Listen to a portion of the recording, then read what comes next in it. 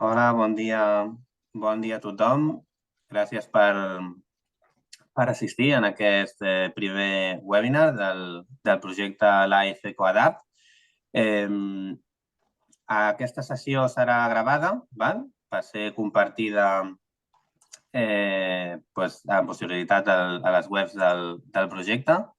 Eh, Entenc que m'esteu escoltant tots. No sé si algú m'ho pot posar pel xat, confirmar-me que m'escolteu bé. I aleshores us presento la jornada d'avui. Sí, correcte, perfecte. Gràcies, Sílvia. Mentre us presento la jornada d'avui, us compartiré el cartell de la jornada, l'agenda, perquè ja que també entenc que l'esteu veient. Bueno, està en petit. Està en petit. Bueno, prou bé. S'ha detenido la funció.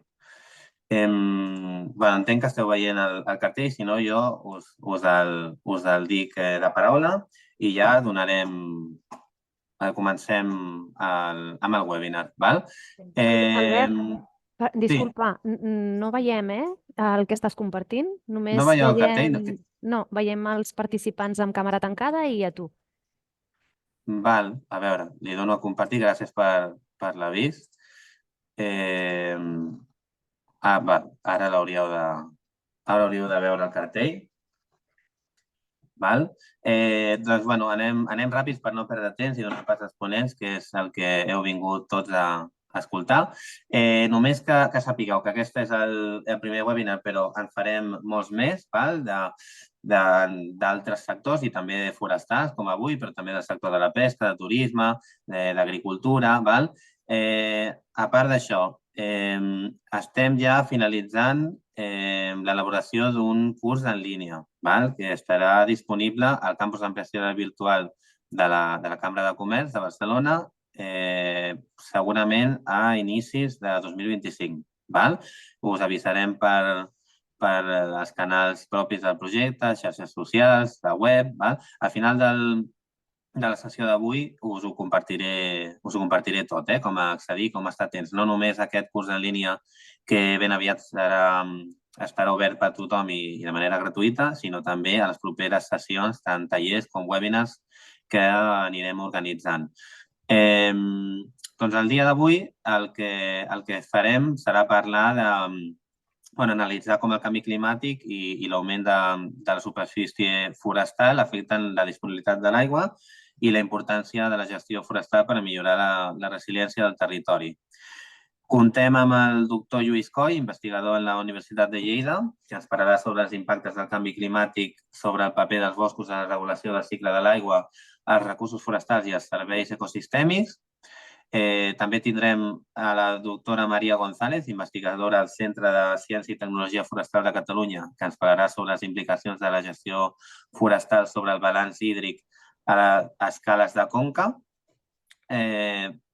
Posteriorment tindrem a la Teresa Bagés, enginyera forest al Centre de la Propietat Forestal, i el Josep Pintó, vicepresident de l'Associació Forestal de la Vall de l'Hort, que ens parlaran sobre els crèdits climàtics i com posar en valor la relació entre gestió forestal i aigua a la Vall de l'Hort. També tindrem al final la doctora Melissa Acevedo, que és tècnica d'educació en síntesi, que ens farà una dinàmica participativa al final com a resum de la jornada. I també escoltarem el doctor Guillem Bagària, doctor en Ecologia Terrestre i coordinador del projecte Life EcoAdapt per part d'ARCA, l'Associació d'Iniciatives Rurals de Catalunya, que és soci del projecte. Ara li dono pas al Guillem perquè ens faci una presentació del projecte EcoAdapt, que és en el que s'emmarca aquesta sessió d'avui.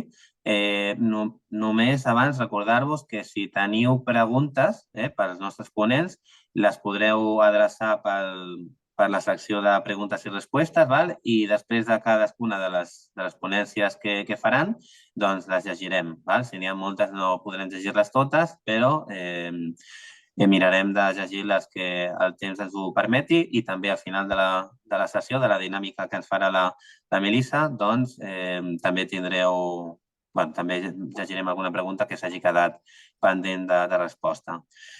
Doncs, dit això, jo deixo de compartir pantalla i li dono pas al Guillem perquè ens faci doncs, un resum del projecte. Quan vulguis, Guillem. Bon dia, gràcies, Albert. Bé, jo us faré una pinzellada del projecte Life Ecolab 50, que és on s'emmarca aquest webinar. Així rapidet per deixar més temps també doncs, a la part de ponències. Bé, aquest projecte és un projecte LIFE, un projecte europeu de 8 anys, en què principalment es centra en l'acció per l'adaptació climàtica en 4 sectors que són clau, sobretot en espais rurals, com són l'agroramader, el forestal, el pesquer i el turístic. I bàsicament és urgent doncs, adoptar mesures per l'adaptació climàtica per millorar la resiliència d'aquests territoris i especialment doncs, d'aquests 4 sectors. Els reptes del projecte, doncs, sobretot, és millorar la capacitat d'adaptació i la resiliència d'aquests territoris, però sobretot reduint les vulnerabilitats d'aquests principals sectors econòmics a territori rural, implicar els agents socioeconòmics mitjançant doncs, la informació, la conscienciació, la formació, però sobretot l'acció per l'adaptació al canvi climàtic, crear espais de debat i participació, governança que siguin estables i que és on s'han de promoure i co-crear aquestes solucions per l'adaptació. I aquest projecte és un projecte d'abast estrictament català, però molt transversal. Estem parlant d'un territori del projecte d'un 60% del territori català, que conté un 12% de la població, un territori molt rural, i actuem en 19 parts diferents, 19 petits territoris d'aquesta zona, no? En què tenen característiques i mides diferents, no? Des de parcs de Diputació de Barcelona fins a espais com són supracomarcals, doncs, que treballen en grups d'acció local. Els socis del projecte són diversos, tenim 25 socis. El projecte està liderat i coordinat per la Diputació de Barcelona, però hi participen les 4 diputacions, hi participen doncs, agents de recerca, però també agents socioeconòmics de diferents àmbits.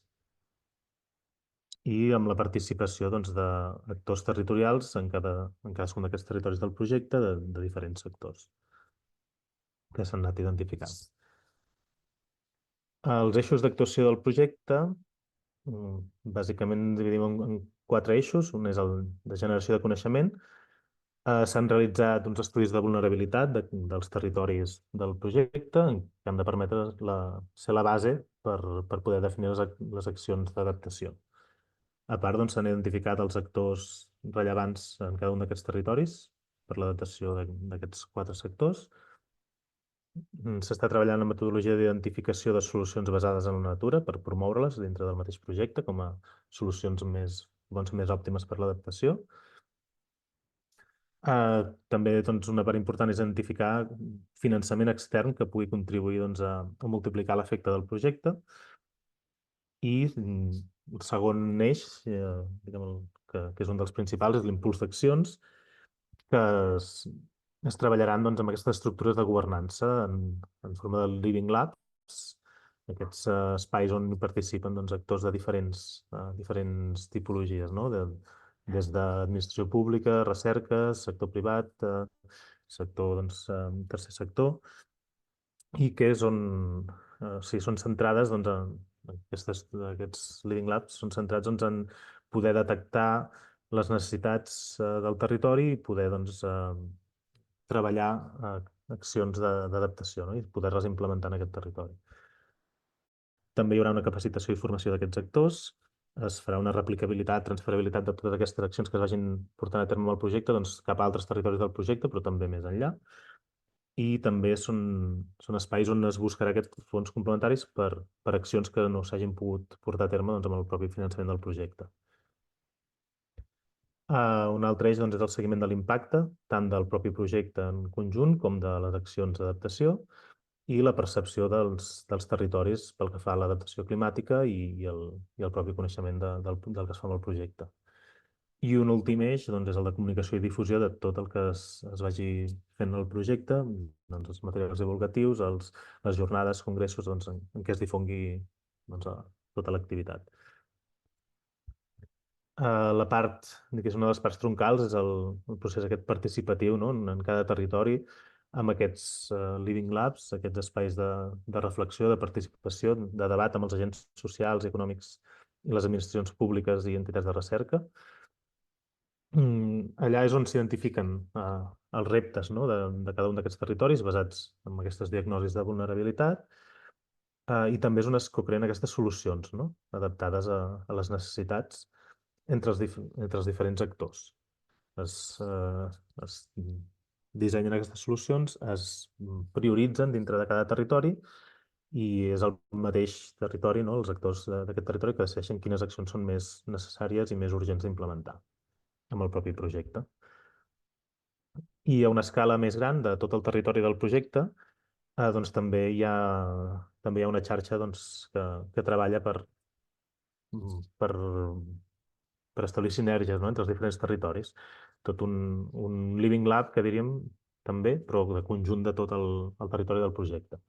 I aquesta, doncs, per compartir aquestes experiències, coneixements que hi hagin en els diferents territoris i poder doncs, buscar sinergies entre aquests territoris, poder replicar accions i dur a terme doncs, aquestes accions d'adaptació al canvi climàtic d'una forma més coordinada i global.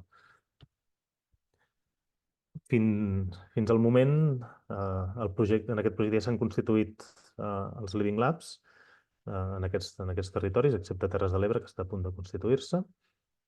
S'han identificat doncs, els actors que hi han de participar, que seran doncs, els actors principals, no? en què es portaran a terme aquesta cocreació d'accions.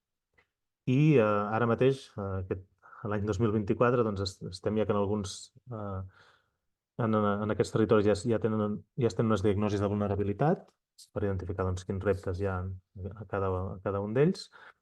I en molts d'ells doncs, ja s'han començat a co-crear aquestes accions, a establir doncs, quines són les accions que podrien respondre a aquests reptes del territori i en alguns casos ja s'han començat a implementar algunes accions. Però aquest procés continuarà fins a l'any 2029. O sigui, és un projecte en què s'anirà implementant de forma continuada doncs, accions d'adaptació. I finalment, doncs, l'any 2030 es farà el tancament del projecte. És un projecte doncs, de 8 anys. Finançament del projecte doncs, és un pressupost de 18,6 milions d'euros per 25 socis, 8 anys, en què el 60% ve del programa LIFE i el 40% doncs, els propis socis han de buscar aquest cofinançament. Però, a més, el que és més important és que no ens quedem amb aquest pressupost del propi projecte, sinó que la voluntat, el compromís és de mobilitzar fins a 73 milions d'euros més, o com a mínim aquest import d'altres fonts de finançament per poder donar un impuls a l'adaptació al canvi climàtic a tot el territori de Catalunya. Més enllà del que es pugui fer amb el propi projecte, doncs, poder replicar, poder augmentar l'impacte d'aquestes accions, les que no s'hagin pogut fer amb el projecte doncs, es puguin desenvolupar amb altres fons.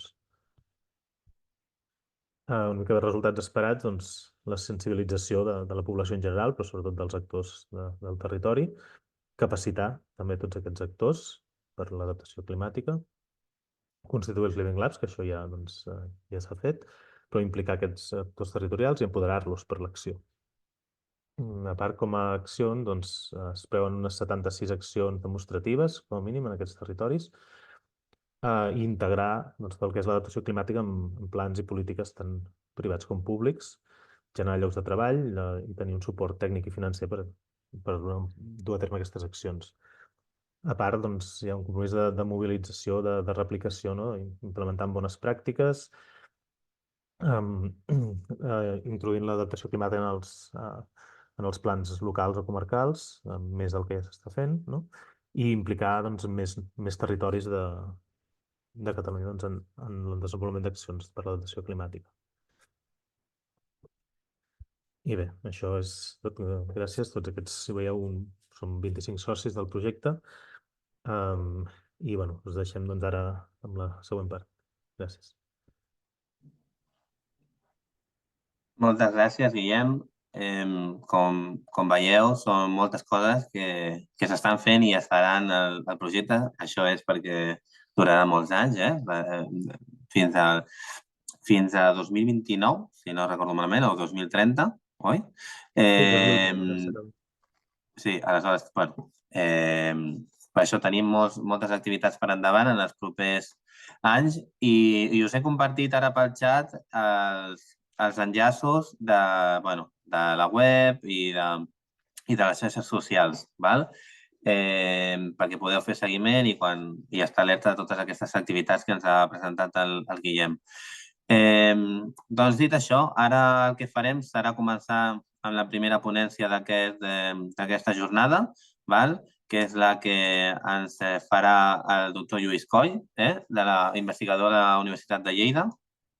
Doncs, Lluís, quan estiguis preparat, pots començar. Veiem la teva presentació, així que endavant. Estàs en silenci, t'has d'obrir el micròfon. Vale. Ara sí? Em sent? Ara sí. Vale.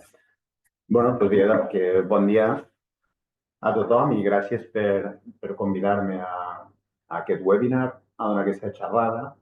El títol que em vau demanar és el que veieu aquí a la pantalla, Impactes del canvi climàtic sobre el paper dels boscos en la regulació del cicle de l'aigua, recursos forestals i els serveis ecosistèmics.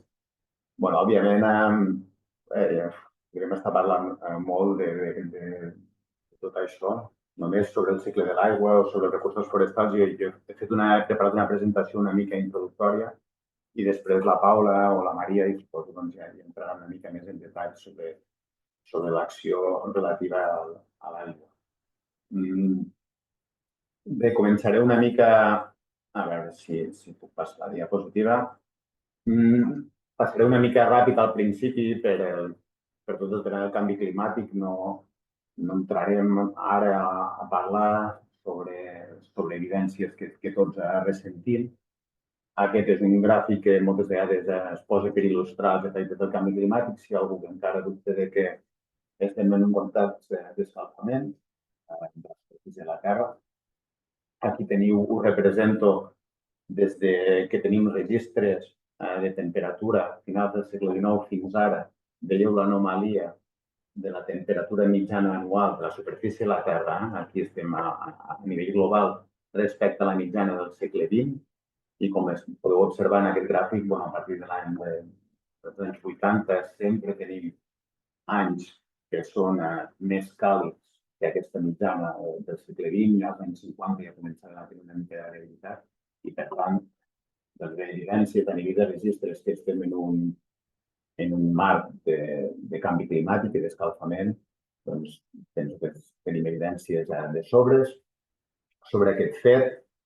En aquest gràfic es resumeix una mica el que està passant. Al final veieu aquí en discontinu la probabilitat d'ocurrència sobre el nivell de la temperatura que podíem tenir en un passat, fa 50, fa 60 anys.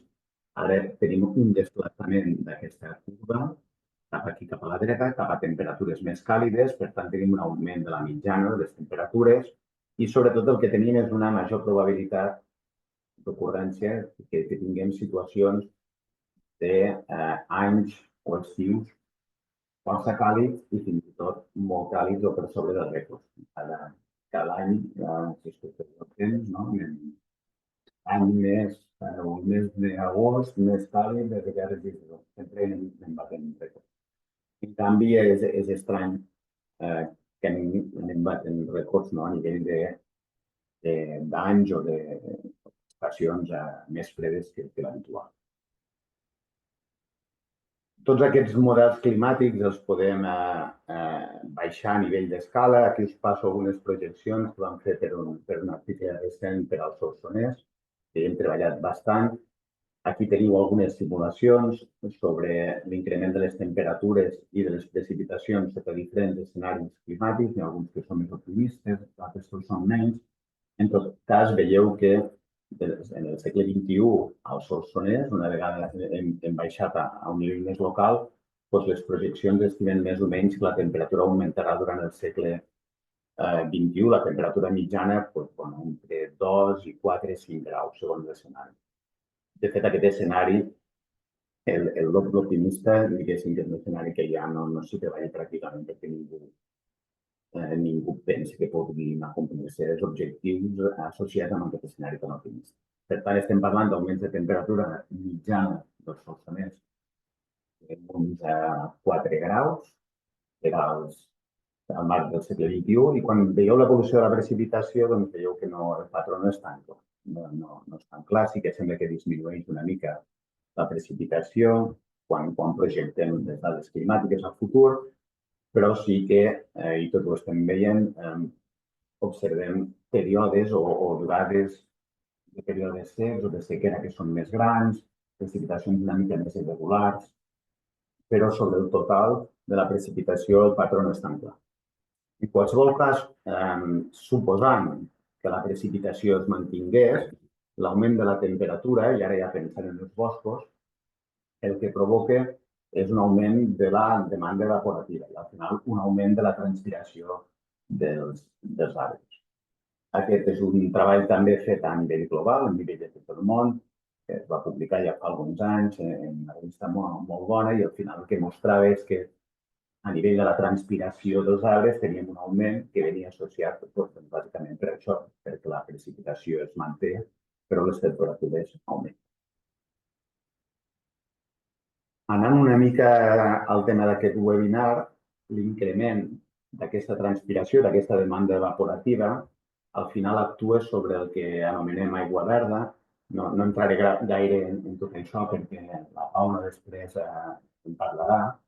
I per tant, òbviament, si els arbres transpiren més, doncs tenim tota aquesta aigua que també intercepten i que agafen del sol, que se'n va cap a l'atmosfera. Això és el que diem aigua verda, per tant, tenim una aigua que s'evapora per transpiració i també per evaporació de l'aigua del sol, etc. Però al mateix temps hem de ser conscients, i l'altre dia donava aquí alguna classe de silvicultura i del paper regulador dels boscos a nivell del cicle hidrològic, que els arbres no només transpiren, sinó que també poden reduir l'evaporació del sol a través de l'ombratge i també promouen la infiltració de l'aigua al sòl a través dels poros que obren les arrels i també el flux de l'aigua a nivell del sòl, per tant, també oferint una funció protectora important, reduint l'escolament, etc. Aquests processos d'aquí deriven en el que anomenem aigua blava, és l'aigua que no torna a l'atmosfera per l'acció de l'evaporació o per la transpiració. Hi ha alguns treballs, aquí he posat un treball de l'Aida Margués, que és una investigadora catalana que està a Suècia, mostrant en àmbits força àrids el paper d'aquest positiu de l'arbrat a nivell de la infiltració i també de l'aigua blava. Per tant, aquí hi ha un compromís entre el fet que els arbres transpiren i, per tant, capten aigua del sol i la lliberen a l'atmosfera, però també afavoreixen la infiltració aquesta de l'aigua, redueixen l'escolament i, per tant, també tenen un paper important. A tot això s'havia d'afegir, a més del canvi climàtic, els canvis que estem tenint molt importants a nivell dels canvis de temperatura del sol. Aquí podríem posar moltes ortofotos, n'hi ha 1.000 exemples d'aquests. Aquest és un que vaig agafar de l'Urgell, on veieu aquí una zona amb molts camps de cultiu, amb les seves terrasses, on actualment se'n manté algunes, sobretot a prop dels pobles o de les masies o de les zones més planes, però moltes d'aquestes terrasses ocupen per bosc, el bosc està en expansió, com bé sabeu, i aquest augment de la cobertura forestal també implica, a part d'aquest augment de l'infiltrament i el que estem comentant, també una transpiració força important. D'això en parlarà també la Paula, però al final aquest treball el que comentava és que a nivell de cobertures entre mitges és on trobaven un bon compromís entre la transpiració i també aquest efecte positiu que té el bosc sobre la regulació del cicle hidrològic i sobre l'aigua. Tot això són treballs en els que hi ha els companys aquí, alguns dels assistents que hi treballen, i que per tant, doncs, jo penso que ja hi entraran. En qualsevol cas, a més de l'increment de les temperatures, també és important mencionar que el que està provocant, sobretot, quan les espècies es distribueixen al límit una mica de la seva distribució, doncs processos de mortalitat importants. Aquests processos que són molt espectaculars i que ens veiem cada vegada més, al final el que estan d'alguna manera mostrant és la capacitat o la reacció del bosc davant d'aquesta manca d'aigua o d'aquesta sequera i, per tant, el bosc s'autoregula i els arbres més debilitats moltes vegades moren i, per tant, deixen més aigua als arbres restants. Un procés en absència de gestió, d'una manera natural, els arbres competeixen dels recursos del sòl, en aquest cas, quan es troben en el límit una mica de la seva distribució i davant de sequeres extremes, doncs trobem aquests processos de mortalitat. Tots aquests processos han estat força estudiats, hi ha molts treballs que s'han interessat a aquests fenòmens de decaïment, són espectaculars també perquè moltes vegades ocorren a nivell dels arbres adults, dels arbres grans, es veuen, i hi ha força recerca que ha posat l'accent i jo penso que hi ha un coneixement a Catalunya bastant important sobre els determinants d'aquests processos de decaïment, on es donen i què es provoquen. A nivell de la regeneració, en canvi, hi ha menys estudis. Malgrat que si els efectes del canvi climàtic i de la sequera són importants a nivell del regenerat, aquí és quan estem comprometent una mica la persistència del bosc. Al final, que els arbres adults es morin abans d'hora, o que és òbviament important, que té uns efectes econòmics importants també, que no hem d'oblidar, i a nivell d'altres funcions, però si el problema el tenim a nivell de regenerat, el problema pot ser una mica més greu. I aquí sí que no tenim tants estudis. Nosaltres fa relativament poc, en el marc d'una tesi doctoral, i hem treballat una mica, us en dono només un parell de diapositives. Aquí el que vam fer, això és a la zona afectada per l'incendi de Ribera d'Ebre, o de Torre l'Espanyol, també se l'anomena. Nosaltres aquí el que vam fer va ser instal·lar aquestes cambres, això es diuen cambres d'escalfament passiu, que incrementen la temperatura més o menys 2 graus a l'interior, i a dintre vam seguir la supervivència i una mica com reaccionava el regenerat que ja s'havia instal·lat, però també vam fer-hi unes sembres a dins i a fora, per tal de veure si en condicions d'escalfament el regenerat, la regeneració, estaria afectada i de quina manera. I el que vam obtenir, us ho sintetitzo i us ho explico molt ràpidament en aquest gràfic. Aquí teniu la germinació acumulada, és un índex de germinació acumulada. La línia sòlida indica les plantes que van emergir, que van germinar. Això estic parlant de dispositiu de sembra, que van sembrar dintre i a fora. Aquí en discontinu veieu les plàntules que van germinar a dins la càmera. I, òbviament, el primer que surt és que hi ha una disminució, és a dir, que dintre d'aquesta càmera la germinació es va veure compromesa. Estem parlant de pi blanc, és una espècie que, com sabeu, tolera força bé la sequera, en aquest cas les altes temperatures, però el que vam trobar més curiós és que a la tardor observàvem emergència de les llavors germinades a fora de les cambres, en canvi no n'observàvem a dintre de les cambres. En canvi, a la primavera o al final de l'hivern sí que trobàvem pics de germinació tant a dins com a fora. Els resultats que apuntaven, i són resultats que s'han d'anar confirmant en futurs estudis, és que els processos de germinació i d'emergència de nova planta es poden veure bastant afectats a nivell de si es produeix o continua aquest escalfament i que fins i tot podríem arribar a perdre algunes oportunitats de germinació. En aquest cas, la tardor, l'oportunitat que ens donen les pluges de la tardor. són estudis en els que cal continuar avançant, però sí que estan mostrant que aquest escalfament, aquesta demanda evaporativa superior està condicionant aquests processos d'emergència i de regeneració. Aquest treball que va fer l'Enric Batllori, el Paco Lloret i alguns altres coautors, ells el que van fer, això és un treball a nivell global, era veure si després de processos de mortalitat associats a sequeres extremes, què passava a nivell d'aquell sistema, d'aquell bosc, d'aquella tipologia forestal.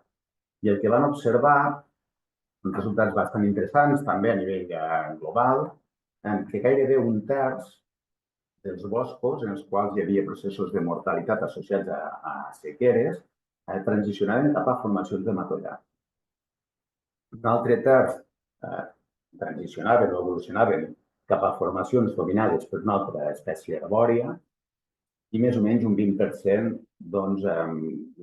l'espècie original que moria o que havia patit aquests processos de mortalitat es mantenia en el sistema. Això el que alerta una mica, i penso que he vist que hi havia molts gestors entre els assistents, és que haurem d'estar preparats en un futur a observar aquests canvis i a veure boscos i formacions que potser no estem gestionant actualment i fins i tot, com deia algun company, algun investigador de Califòrnia, de la Universitat de Berkeley, potser ens hauria de començar a interessar en algunes zones dels matollars, més del que ho fem perquè seran potser les úniques formacions que podrem tenir, que aguantaran en el context climàtic futur.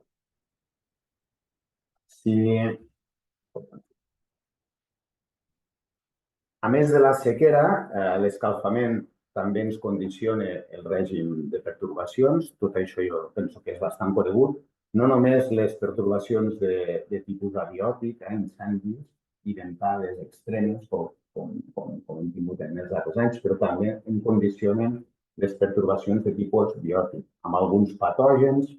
Darrerament és part de l'equip del Jonas Oliva, aquí a la Universitat de Lleida, ha treballat força amb diclòdia, ha treballat amb banda roja. Estem veient alguns patògens que en aquestes condicions de sequera es troben més forts, més valents i, per tant, estan induint afectacions més importants de les que observàvem abans. I en aquest treball, que us ensenyo aquí, és un treball bastant recent, a nivell europeu, el que sí que s'observa és que per diferents tipus de pertorbacions, això són perforadors, insectes perforadors, foc, vent, altres pertorbacions biòtiques, patògens, sí que veiem, aquí teniu l'afectació a nivell de fusta, sí que veiem un increment de la intensitat d'aquests règims de pertorbacions. Per tant, també haurem d'estar preparats de cara al futur a tenir pertorbacions que quan arribin siguin més intenses. Això també s'ha observat i s'associa moltes vegades amb aquest nou context.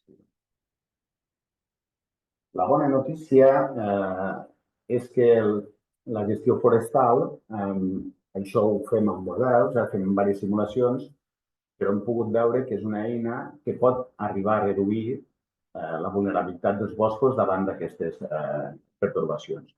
Aquest és un treball que s'ha publicat molt recentment, de fet acaba de sortir la setmana passada, però ja s'hi porta treballant anys, i al final el que mostra és que les diferents variables, això és la taxa de propagació del foc, els dies després hídrics, és tot simulacions cap al futur, com podeu veure, doncs els valors que nosaltres obtenim, això és per a la comarca del Solsonès, en un escenari actual, és a dir, fent la gestió que es fa actualment en cada lloc, o bé si implementem estratègies de gestió una mica més actives, orientades a vegades a diferents objectius, o bé a promoure la biomassa o la capacitat d'entornar dels boscos, o tipus de gestió més adaptatives. I el que observem és que quan fem simulacions del comportament d'aquestes variables associades a pertorbacions, segons el tipus de gestió que apliquem, podem veure una disminució vies electrificats que estan sotmeses a les plantes, o bé de la taxa de propagació del foc. Per tant, sense entrar massa en detall, perquè aquí al final és un treball de modelització, però sí que veiem que tenim marge a nivell de la gestió d'incidir sobre aquestes pertorbacions. I passa una mica el mateix a nivell de serveis ecosistèmics. Aquest és un treball en el que hi ha treballat sobretot el CREAF, Mireia Manfel, Jordi Valleda, Miquel de Cáceres, diversos investigadors del CREAF, on ells en diferents escenaris climàtics i també utilitzant diferents models, aquest és en el cas d'un model, miraven una mica com el canvi climàtic afectava a diferents serveis ecosistèmics, de provisió, de regulació, culturals, i ells el que observen, i podeu consultar aquest treball, força interessant, és que en general hi ha una disminució en serveis de provisió, de regulació, etc., associats als efectes del canvi climàtic.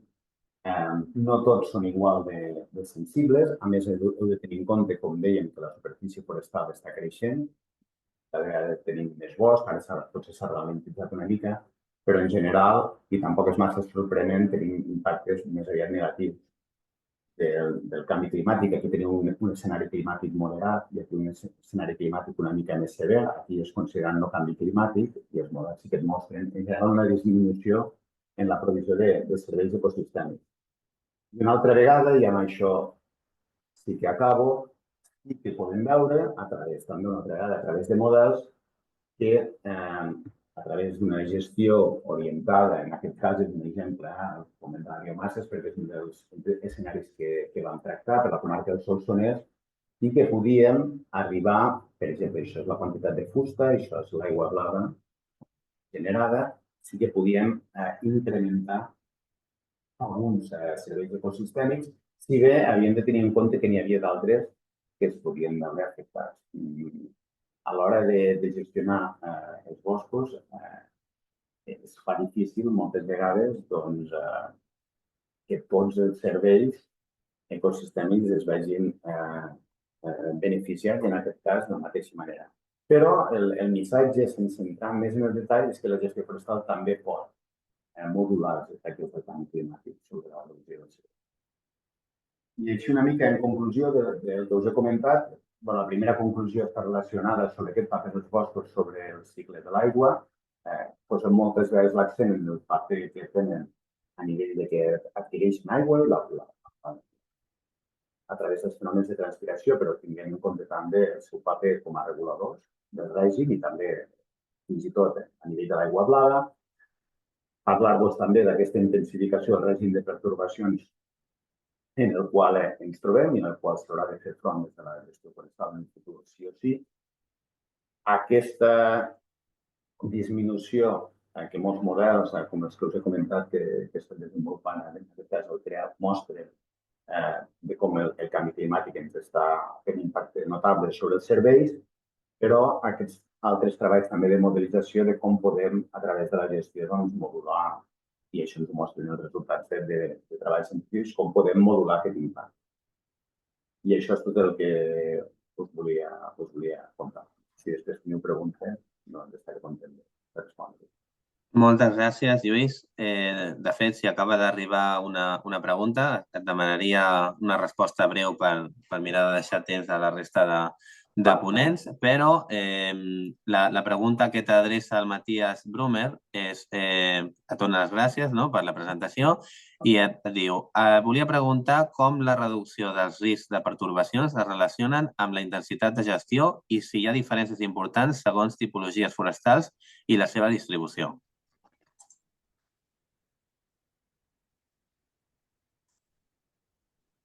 No t'escoltem, Lluís, segurament t'has silenciat. Més silenciat, em sentiu? Sí, ara sí. Sí. Òbviament, si amb una gestió activa, diguéssim que els efectes que podem tenir sobre els efectes de les pertorbacions s'incrementen. El que passa és que algunes de les pertorbacions, i estic pensant sobretot amb els incendis forestals, operen a escales molt importants que requereixen ja no només d'actuacions silvícoles, sinó de planificacions que per mi van una mica més enllà del bosc, més a nivell de territori.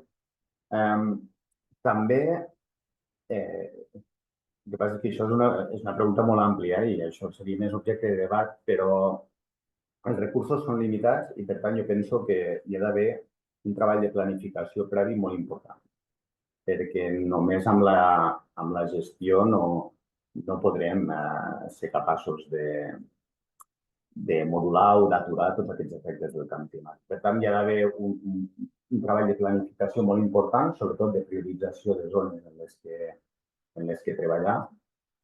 I després,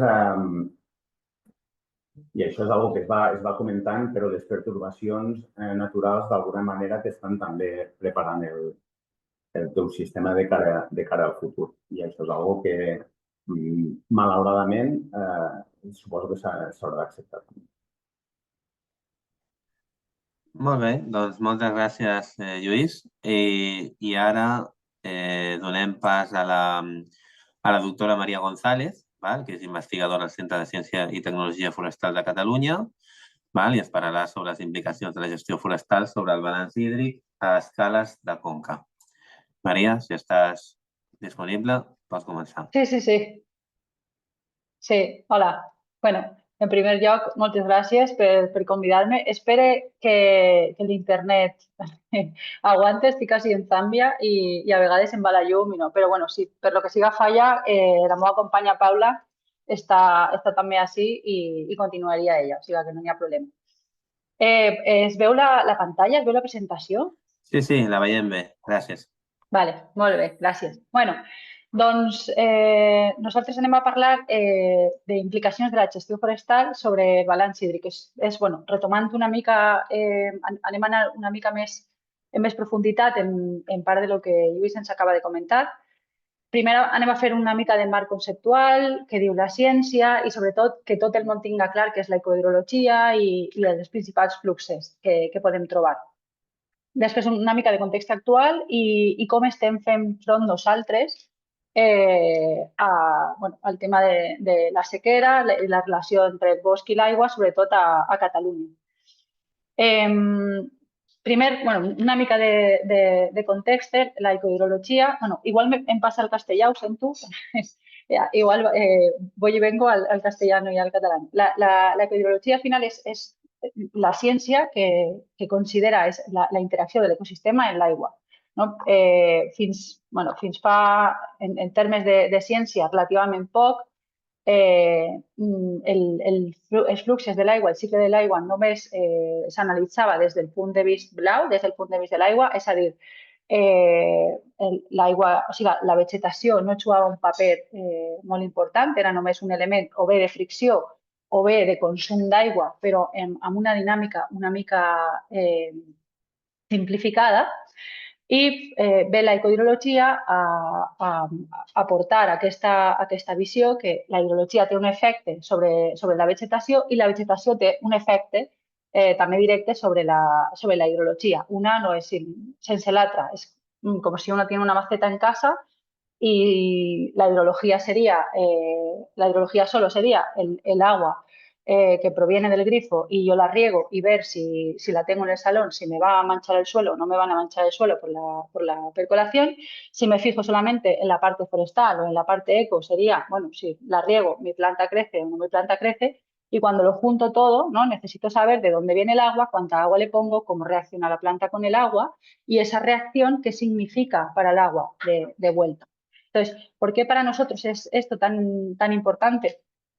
Sobre todo en un contexto de sequía, la vegetación está jugando un papel muy importante. Yo no digo ni para bien ni para mal, sino es un papel importante. Y tenemos que considerar esa respuesta de la vegetación y ese efecto del agua sobre la vegetación a la hora de planificar nuestros recursos hídricos. Como bien ha dicho Lluís, tenemos los flujos verdes, que es el agua que de una manera u otra se vuelve a la atmósfera, y los flujos azules, el agua azul, que es el agua que de una manera u otra podemos finalmente tener o bien en los embalses o bien en los acuíferos. ¿Qué está ocurriendo a nivel mundial y en nuestro caso a nivel de Cataluña?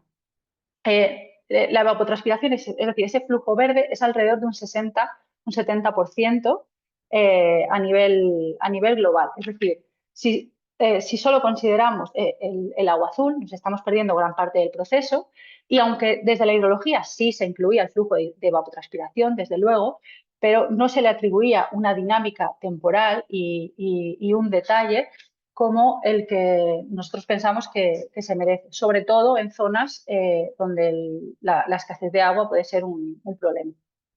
Si nos vamos a escala de Cataluña, vemos que los bosques consumen alrededor de un 70% de la precipitación. Entonces, ¿cómo no tenerlos en cuenta ¿Cómo no tenerlos en cuenta en esto, en la gestión de los recursos hídricos, si nos están consumiendo gran parte de la precipitación?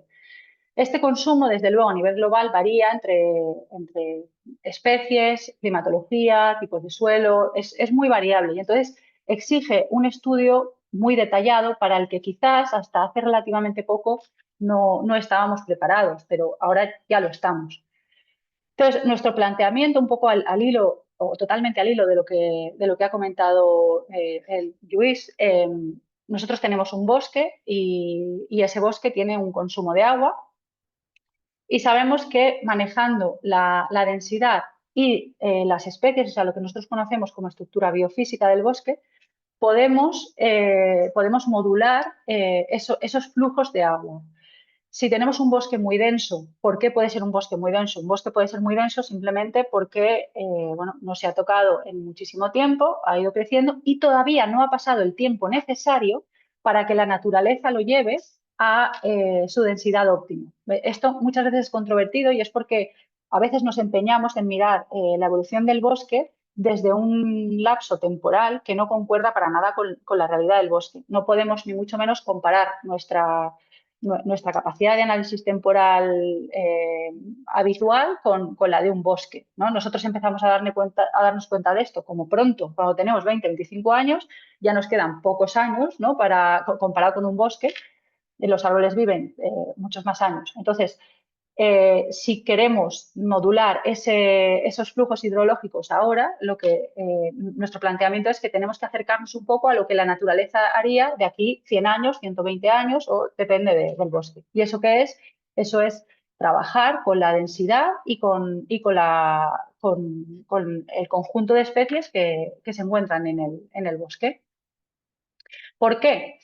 Porque estaremos de forma directa o indirecta, siempre que gestionas un bosque, estás influyendo en los procesos que en el bosque ocurren. Por ejemplo, la silvicultura sabemos que nace fundamentalmente en Alemania y fundamentalmente era lo que se llama silvicultura de la luz. ¿Por qué? Porque la luz era el recurso limitante.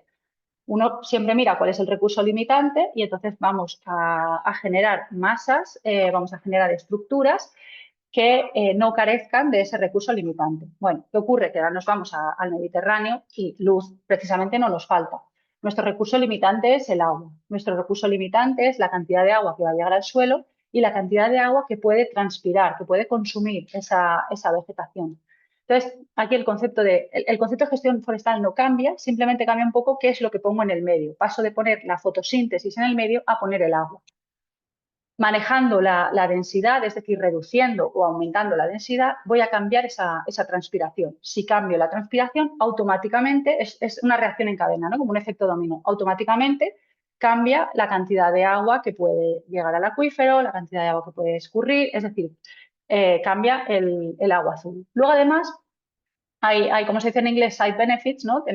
Y es que además estoy también modificando el comportamiento del fuego. No solamente por una modificación física de la estructura, sino por un contenido de humedad del combustible. Estoy probablemente de combustible vivo. Combustible muerto ya sabemos que va con la meteorología. Entonces, si nos fijamos aquí en la gráfica inferior, vemos que tenemos diferentes densidades de dos especies diferentes, un roble y un pino. Vemos, obviamente, especies diferentes tienen comportamientos diferentes. Unas consumen más que otras, pues como cualquier organismo. y gestionando su densidad, al final vemos que los flujos de agua se van modulando. Luego, además, esto es algo que cambia a lo largo del año, es decir, tenemos lo que conocemos como fenología. Tenemos que tener en cuenta esta fenología para el consumo de agua. Por ejemplo, si tengo zonas donde la precipitación mayoritaria ocurre en invierno y esa zona tiene principalmente especies de hoja caduca, pues a lo mejor si solo miro al agua azul tampoco me hace falta tanta gestión, porque cuando llueve la planta no tiene hojas, está además en parada vegetativa y no voy a cambiar demasiado esos flujos de agua. Ahora, si estoy tratando con especies de hoja perenne, eso ya es otra cosa, consumen todo el año y entonces a lo mejor sí requieren una mayor precisión a la hora de diseñar mi gestión. Luego, además, tengo que tener en cuenta cuando hago esa gestión forestal, sabemos que las cubiertas forestales o las cubiertas vegetales en general protegen el suelo. Cuando diseño esa gestión forestal tengo que tener en cuenta esto, ¿no? Porque hay gente que dice, bueno, pues entonces quita todos los árboles y ya tienes toda el agua del mundo. Bueno, ni tengo toda el agua del mundo porque existe el flujo de evaporación directa del suelo y además, obviamente, voy a dañar el suelo. Entonces tengo que encontrar esa densidad óptima. Luego, además, no solamente un tema de erosión, sino de infiltrabilidad, ¿no? Sabéis que las raíces forman canales preferenciales en los que facilitan esa infiltrabilidad del suelo. Bien, es cierto que cuando se trata de una masa de coníferas y realizas una clara, o es decir, cortas algunas de ellas, esos canales se quedan durante bastante tiempo porque las raíces se mueren, nos pasa así con las querciñas. Y al final se trata de encontrar cuál es la densidad óptima. Vemos que si lo dejo todo sin vegetación, lo que me aumenta mucho son los flujos de salida hacia la atmósfera, principalmente del suelo, y además estoy degradando el ecosistema, estoy facilitando impulsando la erosión del suelo. Y si tengo una masa demasiado densa para el presupuesto, digamos, para la cantidad de precipitación y de energía que me llega, es decir, de demanda evaporativa, pues también voy a aumentar mucho los flujos de salida a la atmósfera vía transpiración e interceptación. Entonces, ¿este óptimo es igual para todos? Ni mucho menos. Ese óptimo depende muchísimo de la especie o conjunto de especies, de la climatología, del suelo, de la orientación, de la pendiente. Por eso digo que a lo mejor es ahora cuando tenemos herramientas desarrolladas como para ser quirúrgicos en esto, ¿no? Y tratar de buscar el óptimo en cada sitio, porque no se puede aplicar tabla rasa, ni mucho menos. Luego, además, como muy bien ha comentado Lluís, existen lo que se llaman los trade-offs, ¿no? Las relaciones o bien de sinergias o bien relaciones contrapuestas entre otros servicios ecosistémicos. Aquí tenéis el ejemplo de setas, CO2, agua. Al final se trata de buscar cuál es ese punto medio, digamos, esa solución de compromiso, ¿no? Al final yo pongo un ejemplo muy claro que es como en tu familia, ¿no? En tu familia al final, cuando hay que decidir algo, normalmente se supone, intentas que sea lo mejor para todos, ¿no? Intentáis alcanzar una solución de compromiso en la que a lo mejor nadie está 100% contento, pero es la mejor solución para todos. Pues esto es lo mismo. Cuando te focalizas solamente en un servicio ecosistémico, bien sea madera, como tradicionalmente venimos haciendo, o riesgo de incendio, ese lo estarás haciendo fenomenal, pero probablemente te estás dejando otros muchos fuera y puede ser que incluso los estés empeorando. Ese es el caso ahora mismo de toda esta fiebre que hay de plan no sé cuántos billion trees en el mundo, ya he perdido la cuenta de cuántos billones. Bueno, pues tenemos que ser muy conscientes, sobre todo en el Mediterráneo, de que nosotros tenemos un trade-off enorme con el agua. Y las plantaciones hay que tomárselas con mucho cuidado porque son grandes consumidores de agua. Entonces, aquí vemos en la parte derecha de la diapositiva, es un artículo que ha salido ahora en octubre del 2024, donde analiza una restauración a escala global, es decir, cada uno de los biomas, si se restaurara con sus mismas especies, no estamos hablando de meterocaliptos ni nada de eso, ¿qué pasaría con el agua? Bueno, pues la sorpresa es que lo que pasaría con el agua es que el 74% de las áreas donde se va a restaurar para almacenar carbono, verían reducidos sus recursos hídricos. Y tendríamos países que pasarían de no tener problemas con los recursos hídricos a ser países con escasez de agua. Y solamente el 26% de las zonas a nivel mundial demostraron potencial para aumentar esa disponibilidad. Y para el que se esté preguntando si han tenido en cuenta el efecto de recirculación en la atmósfera del agua evaporada en el input meteorológico o en el input climático, sí, se ha tenido en cuenta y se ha visto que ese efecto es supone apenas un aumento del 5% de la precipitación y en muchos sitios no llegó ni al 1%. Con lo cual, por favor, tomémonos esto en serio, el tema de plantar para secuestrar carbono y, o sea, hay que plantar sí, pero hay que plantar la especie adecuada en el sitio adecuado. Hay que ser mucho más cuidadosos de lo que se está haciendo.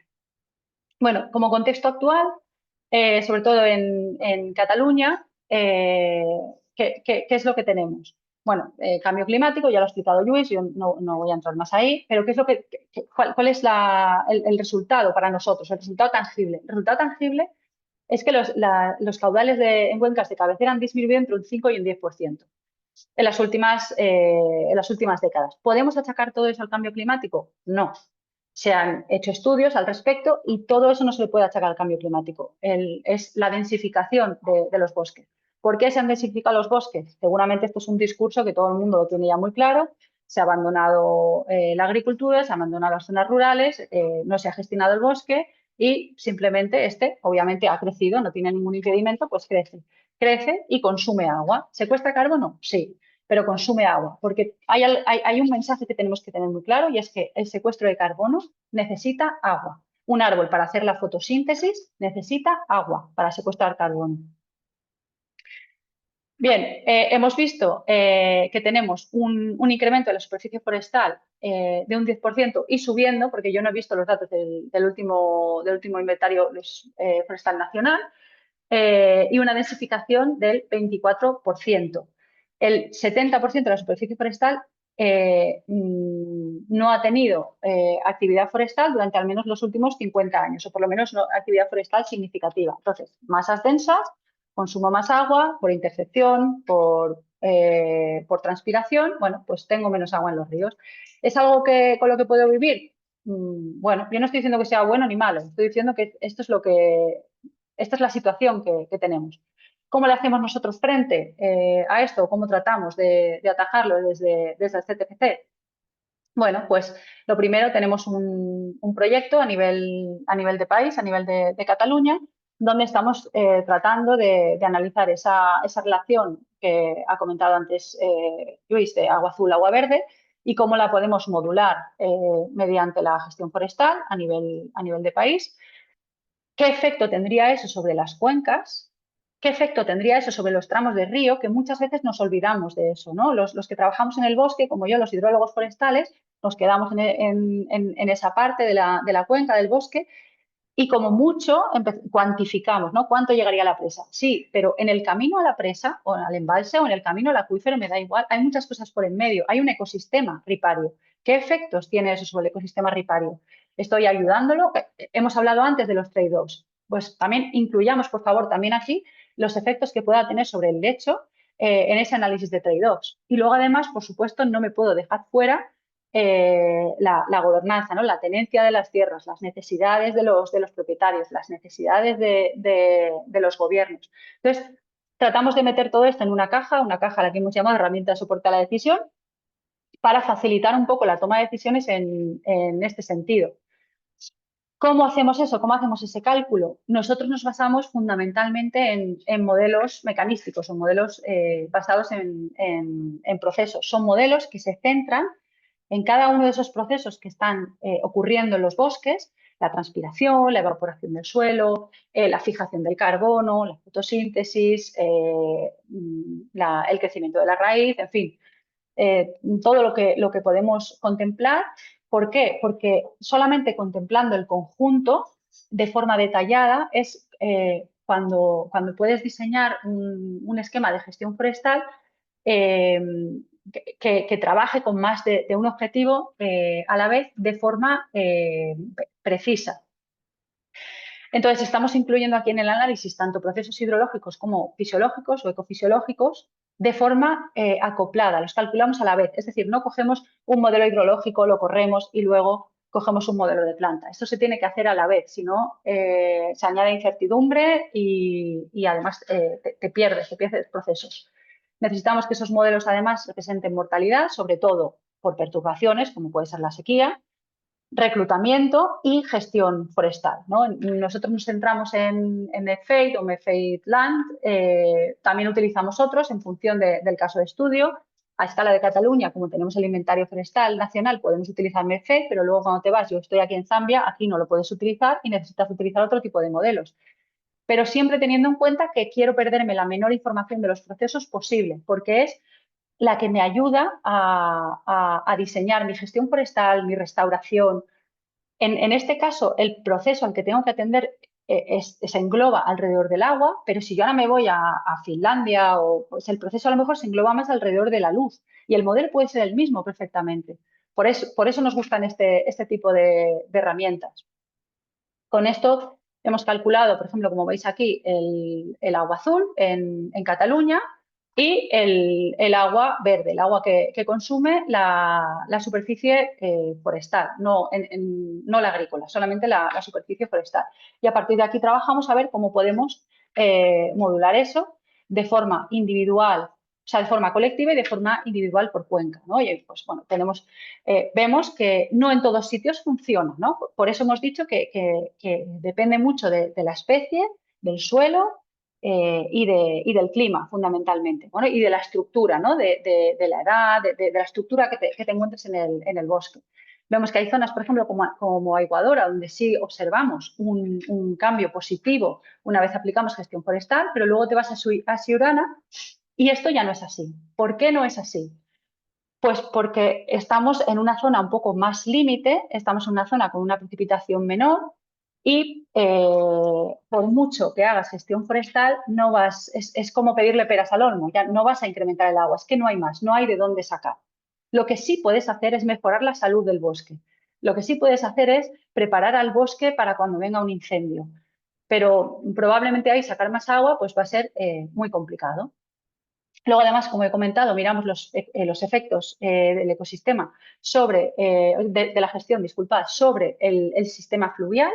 Necesitamos saber si estamos cambiando los caudales, estamos cambiando la hidrología y esa hidrología cómo afecta a la vegetación de ribera, cómo afecta a las diferentes unidades morfológicas, cómo afecta a los hábitats. Si hago la gestión bien, este efecto probablemente será mínimo y si ocurre el efecto, será incluso positivo, porque lo que suelo hacer es aumentar el caudal base. No voy a aumentar el riesgo de inundación de la zona por hacer una gestión forestal sostenible, por aplicar las sorties en un bosque. Pero aún así, a nosotros nos gusta estar seguro y mirar esto un poco con lupa. Luego, además, los modelos están muy bien, a mí me encantan los modelos, me encanta programar, pero las cosas hay que fijarlas al terreno, hay que llevarlas a la práctica. Seguro que Teresa está súper de acuerdo con esto, hay que llevarlo a la práctica. Y los modelos te dicen muchas cosas, pero luego, ¿qué? ¿No? Luego tú cómo se lo traduces eso al forestal o al propietario. Para eso nosotros estamos estableciendo casos pilotos. De momento estamos terminando de establecer uno en la montaña de Molló, donde tenemos un plan de ordenación muy bien hecho por la Generalitat de Cataluña, nada que decir ahí. Se va a aplicar ese plan de ordenación, se está aplicando más bien, y nosotros nos vamos a limitar a medir. Lo único que hemos hecho es decir, bueno, pues a partir de ahora, cuando hagamos un plan de ordenación, cuando hagamos la rodalización, pensemos también en límites hidrológicos, pensemos en microcuencas, y de esa manera a nosotros nos facilita más el monitoreo y esta cuantificación que venimos haciendo con los modelos. Lo que queremos ver de aquí es si lo que estamos viendo con los modelos es realmente cierto y si no, mejorarlos para seguir adelante. Y aunque sea cierto y no haya que mejorarlos, algo sí que hay que hacer seguro y es seguir tomando datos porque si algo nos estamos enfrentando es a cambios, a incertidumbre. Las cosas ya no van a ser como eran. Que me lo digan a mí, yo soy valenciana, o sea, ya no van a ser como eran. Entonces, los modelos hoy en día no están preparados para responder de forma precisa a cómo se va a adaptar la vegetación y cómo esa adaptación va a influir en el ciclo hidrológico. Entonces, para eso necesitamos seguir monitoreando. Entonces, bueno, establecemos cuencas monitoreadas, ejecutamos los tratamientos silvícolas, normalmente los que la autoridad competente ha decidido, bien decidido está, y a partir de ahí realizamos un diseño experimental y en este caso vamos además a desarrollar un gemelo digital para permitirle luego a la Generalitat poder jugar con escenarios y que sea una herramienta más para posteriores planificaciones. Siempre teniendo en cuenta, por favor, que son ejercicios teóricos, que luego hay que llevarlos a la práctica. Bueno, ya como conclusiones, un poco en la misma línea de Lluís, por supuesto, la gestión forestal pensamos que tiene ese potencial de mejorar, cuanto menos de manera local, la disponibilidad de agua. Sí que es cierto que en las zonas mediterráneas ese potencial se centra en zonas donde la precipitación está alrededor de entre los 400 y los 800 milímetros. Por debajo de los 400, por más que hagas gestión forestal, no vas a obtener más agua. Y por encima de los 800, a lo mejor es que simplemente no te vale la pena, ya tienes agua de sobra. Para esto son muy útiles estas herramientas de modelación que tenemos ahora, que tenemos no solamente herramientas, sino capacidad computacional, cosa que a lo mejor hace 10 años no teníamos. Entonces, por favor, usémosla o llamemos a aquellos que la saben usar, porque nos generan análisis muy completos que consideran muchas cosas en el ecosistema. Y además nos permiten enmarcar muy bien nuestro rango de maniobra, nuestro margen de maniobra, y a partir de ahí, desde luego, es el gestor forestal, es la gente del Centro de la Propiedad Forestal los que tienen que tomar la decisión y los que tienen que afinar, porque desde luego saben muchísimo más que nosotros. Y además estas herramientas pensamos que, sobre todo mirando al cambio climático, deben de ir siempre acompañadas de datos empíricos. Por mucho que tengamos modelos, por favor, no dejemos de tomar datos. Y con estas dos conclusiones voy a la tercera, y es que necesitamos incluir este conocimiento y esta tecnología en nuestra planificación territorial. Hoy en día no nos podemos permitir que los gestores de los embalses sigan mirando a las zonas de cabecera de las cuencas como zonas verdes, zonas puramente de coeficientes de rozamiento y coeficientes de evapotranspiración. Son mucho más y debemos, el sector forestal y el sector de recursos hídricos debe darse la mano y debe de trabajar de una forma mucho más conjunta y mucho más dinámica de lo que viene haciendo hasta ahora. Al final, las zonas de cabecera son son las principales zonas de provisión de agua, y lo que hagamos en ellas va a influir muchísimo en que al final, cuando abramos el grifo, tengamos agua o no tengamos agua. Y, por supuesto, combinarla con otros servicios ecosistémicos. O, al revés, cuando miremos a otro servicio ecosistémico, como es el caso del secuestro de carbono, por favor, que atendamos también, sobre todo en zonas de escasez de agua, que atendamos también a su repercusión en el ciclo hidrológico. Y hasta aquí. Muchas gracias. Pues moltes gràcies, Maria. Tenim un parell de preguntes del Pau Samperiz per tu. La primera diu, en referència al projecte Hidrobosc i en concret a l'anàlisi econòmic i disseny PCA, teniu resultats concrets i aplicables del càlcul dels PCA? On es poden consultar? I també diu, aprofito per fer les dues preguntes alhora. Per altra banda, no seria més fàcil aplicar un pagament per servei directe en comptes de per PCA? Bueno, referente a la primera pregunta, tenim resultats però encara no els hem processat. Hem fet, bueno, a lo millor Paula, la Paula Martín ho té més clar i pot afegir ella alguna cosa, però el que hem fet han sigut enquestes a nivell de Catalunya, si estem parlant només de la part socioeconòmica. Hem fet enquestes a nivell de país, hem analitzat aquestes enquestes, hem fet simulacions ja per la part més hidrològica o ecohidrològica i estem processant els resultats. On es podrà veure l'eina de suport a la decisió és per a l'ACA, perquè és l'ACA la que ha pagat aquest estudi. Resultats d'això es publicaran quan els tinguem, però encara no els tenim del tot processats. Quina era la següent pregunta, perdona? La segona pregunta, que ara ha arribat una altra, i et demanaré brevetat, sisplau, en respondre-la. Deia, per altra banda, no seria més fàcil aplicar un pagament per servei directe en comptes de per PCA? Això jo ahir no et puc respondre perquè d'aquesta part no tinc... Anem amb l'ACA en això i tractem de dissenyar un pagament que li quadre a l'ACA. Però no he pogut dir res més perquè no és la meva expertesa. Probablement és raó, no ho sé perquè no és la meva expertesa. Val. Aquí hi ha una darrera pregunta, que amb aquesta ja tancarem les preguntes adreçades a tu. No s'identifica, pero digo que, bueno, doy las gracias, y digo, en los casos pilotos de gestión como los de Molló, ¿estáis también teniendo en cuenta cómo la gestión afecta la capacidad de acogida de biodiversidad en estas masas forestales? ¿Algunos resultados preliminares? Sí, ho anem a tindre en compte, però penseu que no tenim resultats perquè encara ni s'ha terminat la gestió forestal. No ho he dit, però Molló és una repoblació. És una repoblació dels anys 50 o 60, ara no me'n recorde. Vull dir, era prou monoespecífica. Tenia pi negre, l'àrix en alguna banda i poc més.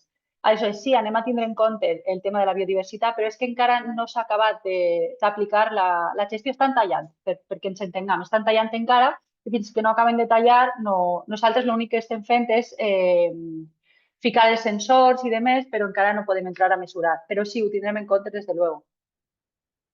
Pues ara sí, moltes gràcies, Maria, per la teva intervenció i saltem ràpid en la darrera ponència de la Teresa Bagés, que és enginyera forestal del Centre de Propietat Forestal, i el Josep Pintó, vicepresident de l'Associació Forestal de la Vall de l'Hort, que ens parlaran sobre els crèdits climàtics i com posar en valor la relació entre gestió forestal i aigua a la Vall de l'Hort.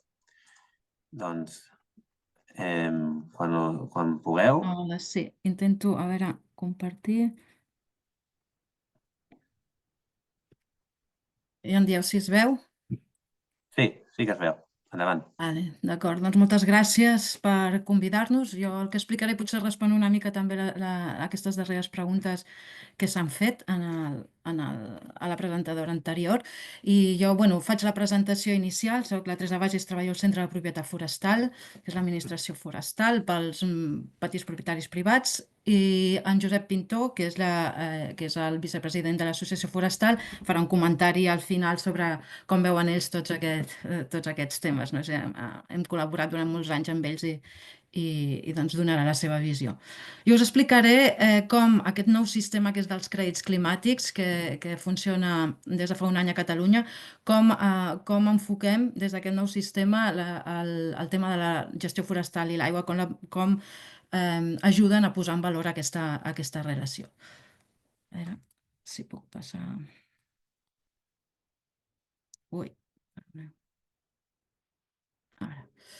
Bé, doncs el sistema de crèdits climàtics que es va aprovar per acord de govern al desembre del 2023 és un nou instrument del Govern de la Generalitat de Catalunya que s'afegeix al mix de totes les polítiques que ja existeixen per accelerar l'aplicació de mesures d'adaptació i mitigació basades en la gestió del medi. Ara s'ha activat els crèdits climàtics forestals, però també està previst que s'activin properament crèdits climàtics en l'àmbit de l'agricultura i també de la gestió del medi aquàtic.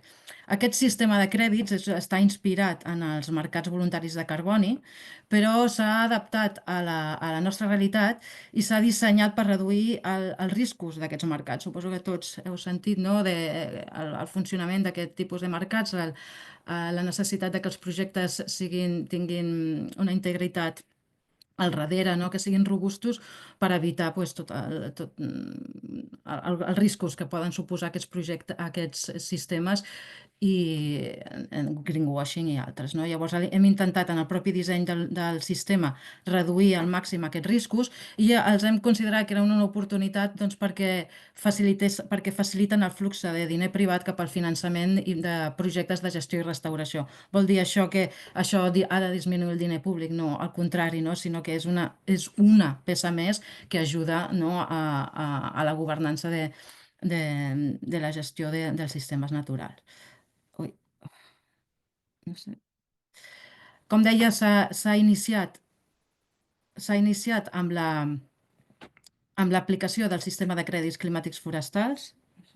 Espera, és que no sé si veieu aquí a sota a mi, jo veig el meu, que s'està transcrivint el que dic, no sé si ho veieu Sí, vosaltres. no sé I com no sé com no treure-ho. facis cas. A més que diu bajanades, bueno, no em feu Vale, cas, doncs sisplau. disculpeu perquè no sé com... Ara, Sí, no pateixis. I ara no veiem, ara no veiem. vale. Doncs deia que s'ha començat amb els crèdits climàtics forestals i bàsicament és que una agrupació de propietaris forestals presenta un projecte d'adaptació i mitigació al canvi climàtic. Aquest projecte té un impacte en diferents serveis ecosistèmics que es mesura i que genera el que diem crèdits climàtics. Aquests crèdits es posen a la venda i en empreses privades o entitats públiques, ajuntaments, no està tancat, poden comprar aquests crèdits que són els que financiarien el projecte forestal que s'ha presentat al principi. Ara hi entrarem una mica més. El que us deia que els hem adaptat a les nostres condicions i també per reduir el risc d'aquest tipus d'instruments. Us donaré 3 idees bàsiques, n'hi ha més, però les 3 principals és primera, és el propi concepte de crèdit climàtic, que va més enllà del carboni. No? Creiem que ja s'ha vist prou que a la Mediterrània no es pot parlar només de carboni, hem de parlar d'aigua segur, però també de biodiversitat. Llavors el que hem fet és, en la idea de crèdit climàtic, el que fa és integrar en una sola unitat els beneficis de la silvicultura en aquests 3 serveis ecosistèmics i s'aborden tots els objectius de mitigació i adaptació al canvi climàtic a través de 3 eixos, no? La restauració de la biodiversitat, el segrest de carboni i la disponibilitat d'aigua, que és el que parlem avui. La unitat d'aquest crèdit climàtic seria una hectàrea de paisatge resilient sobre la qual es calcula l'impacte en aquests 3 serveis. La segona idea seria que no són projectes aïllats, individuals, sinó que han de ser projectes locals agrupats, o sigui, es parteix d'un enfocament de gestió agrupada i que tingui sentit a escala de paisatge, de baix cap a dalt, són els mateixos agents responsables de la gestió d'aquells boscos, la propietat forestal, és qui fa la proposta de projecte amb una mirada d'integritat a nivell d'escala de paisatge. Això serveix per, d'una banda, superar la fragmentació que hi ha en el territori, de l'altra, compensar aquests trade-offs que deia la Maria, el diferent impacte entre els serveis. No? Si volem afavorir l'aigua, segurament no afavorim el segrest de carboni, però això a nivell de paisatge es pot compensar un amb l'altre.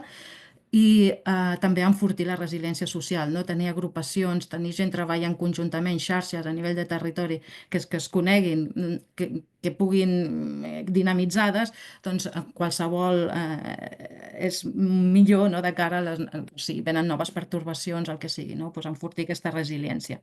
Tot això s'agrupa en projectes executius que es diuen PROMACs, projectes forestals de mitigació i adaptació al canvi climàtic, que és el que es presenta al sistema de crèdits.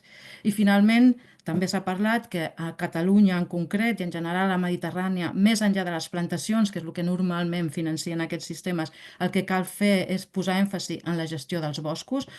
Llavors el que passa és que això complica molt més el sistema, llavors hem hagut de treballar molt en una metodologia en quina és la gestió, primer hem de definir quina és aquesta gestió que volem pels nostres boscos i quina metodologia per poder-ne estimar l'impacte. Nosaltres parlem de que ha de ser una gestió forestal integradora, que tingui aquests tres elements, aquests 3 serveis com a objectiu, no només el segrest de carboni, però també com puc impactar millor en positiu la biodiversitat d'aquest bosc i com puc impactar millor l'aigua en funció de cada territori. Llavors, això li diem gestió forestal integradora i és obligada en aquest sistema.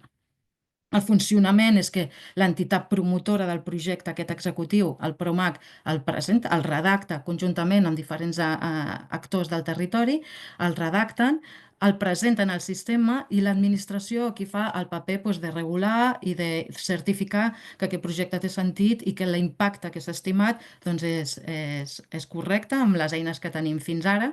Llavors es generen uns crèdits que estan validats, ex ante, llavors aquests crèdits es posen a la venda a les empreses privades o ajuntaments, però normalment empreses privades poden comprar aquests crèdits i amb aquest finançament s'inicia el projecte forestal, que això és important perquè altres eines, altres instruments de finançament, ajuts, etc., el propietari ha de posar els diners endavant. En aquest cas, es disposen dels diners, s'inicia el projecte, hi haurà d'haver auditories cada 5 anys per una tercera part independent, sobretot en temes de carboni. Nosaltres ens estem alineant amb la nova regulació de certificació de CO2 que està fent la Unió Europea i llavors estem seguint els mateixos protocols per poder-nos validar amb ells i requereix això, aquesta tercera part independent, que serà quan vagin certificant els crèdits que realment s'hagin generat aquest impacte a mida que es vagi generant, serà quan les empreses podran reclamar la compensació. Fins a aquest moment només hauran invertit, diguem. I finalment l'impacte nosaltres el mesurem a 15 anys perquè la gestió forestal és com un període mitjà en el que necessitaràs una nova intervenció. Llavors hem pensat que havia de ser a curt termini perquè sigui real i perquè s'ajusti a la gestió que portem a terme. També s'inclouen plantacions en el sistema allà on calgui. Aquí poseu una web que es diu Crèdits Climàtics Forestals que podeu consultar i hi ha tots els projectes que estan presentats fins ara. Bé, com podem, el que parlem avui, com aquests crèdits climàtics poden ajudar a posar en valor aquesta relació entre la gestió forestal i l'aigua? Doncs el primer és en definir aquesta gestió integradora, que és la que s'ha d'aplicar, que ha d'incorporar les pràctiques de gestió forestal ecohidrològica que parlava la Maria, que va definir Antonio del Campo aquí en el 2019. I el que fem és, ara ens hem centrat en la gestió, o sigui, nosaltres comparem els efectes de la gestió sobre una situació de referència, una situació de partida, que és la no gestió. I ens centrem en boscos joves, homogenis, que no estan gestionats i que creiem que una gestió podria tenir beneficis sobre aquests 3 serveis ecosistèmics. També estem treballant amb si els boscos madurs poden entrar i l'opció de gestió seria l'evolució lliure, però això encara no hi ha una metodologia. Llavors, fins ara, el que està ara publicat és la gestió d'aquest tipus de boscos i la comparem amb l'alternativa, que seria ara, el que hi ha ara, que és la no gestió. Llavors, proposem aquesta gestió forestal integradora que impacti sobre diferents serveis ecosistèmics en positiu. En principi, reduir el risc d'incendi, també reducció d'emissions, augmentar l'aigua verda i l'aigua blava. En el moment de la gestió que s'aplica també contribuïm a la bioeconomia ara i en el futur. I al cap de 15 anys el que esperem tenir és un bosc més resilient, on la reducció neta de diòxid de carboni comparat amb la no gestió, que també segueix creixent, sigui superior. Només mesurem l'addicionalitat i la biodiversitat també pugui ser restaurada fins al màxim que aquella massa pugui, perquè a curt termini, en aquest curt termini. En termes de gestió d'aigua, doncs el que parla la Maria, al final es tracta de fer aclarides, obertura del dosser o recuperació de pastures o afavorir determinades espècies. Tot això és la gestió que es promou i que s'aplica i s'adapta a cada una de les condicions del territori. La segona pota seria cal establir una metodologia per estimar aquest impacte de manera fàcil. No podem aplicar aquests models que ens han explicat a tots els projectes que es vagin generant.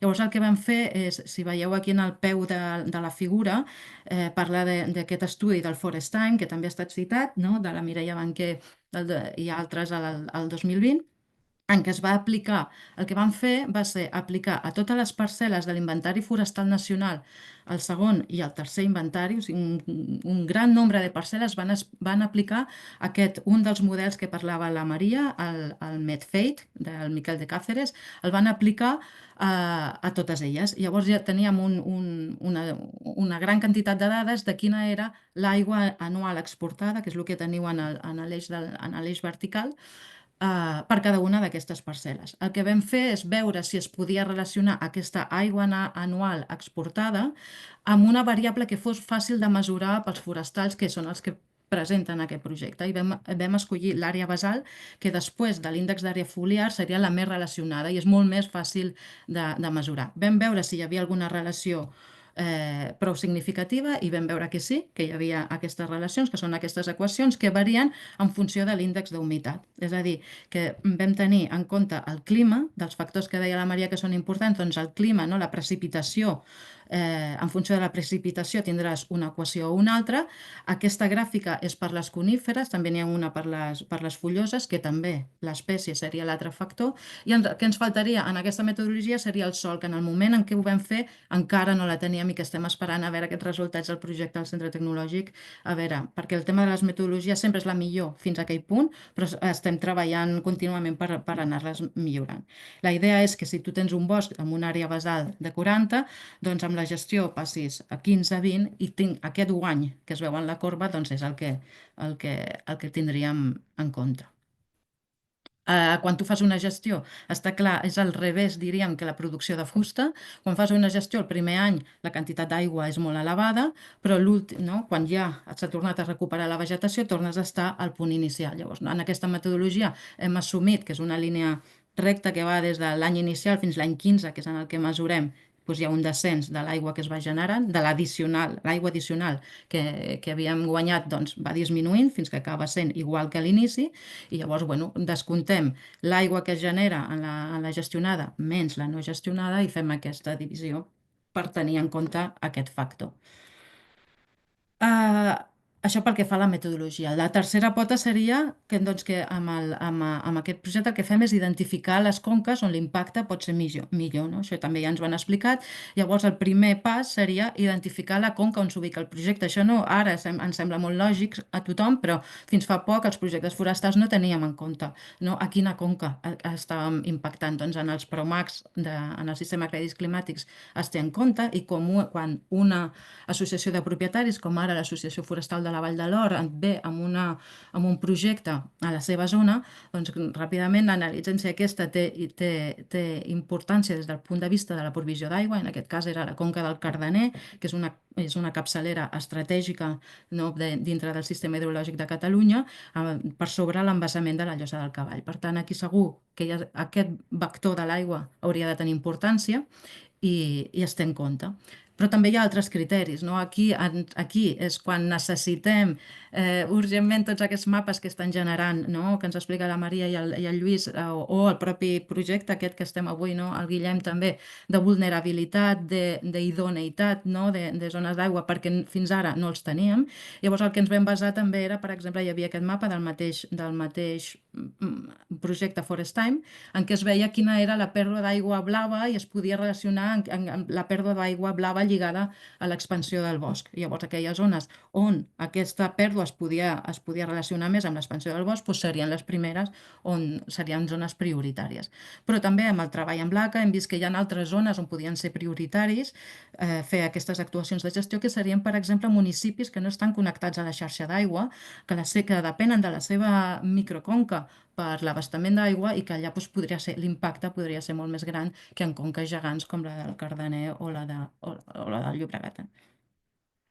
Llavors, en aquest cas de la Vall de l'Hort, en concret, doncs es va presentar el PROMAC, que tenia dos objectius prioritaris, que eren la gestió de l'aigua i la prevenció d'incendis, i el que contemplava és una sèrie de rodals on actuar en un màxim de 3 anys per generar aquests beneficis. Els PROMACs han de tenir un mínim de 50 hectàrees dividides en diverses finques de diferents propietats.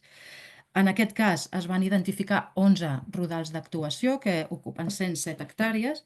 Aquí veieu el fons verd és la conca del Cardener, la línia negra és l'àmbit de la Vall de l'Hort, i en rosa els rodals integrats a dintre d'aquest primer PROMAC. En groc són les àrees estratègiques de prevenció d'incendis, que aquí estan molt clares, que aquestes les elaboren els bombers i el departament conjuntament en cada territori.